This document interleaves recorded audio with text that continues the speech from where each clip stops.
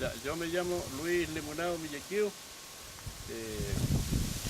va tani Rutuca, nien tani Raquizam, nien tani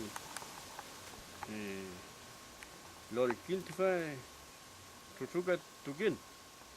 De muy niño fui de Yapche Huentunguín, empecé a tocar la tutuca y conocí un abuelo de Juan Carlos Millaquío, viene a ser abuelo y se llamaba Domingo Millaquío Subjimán.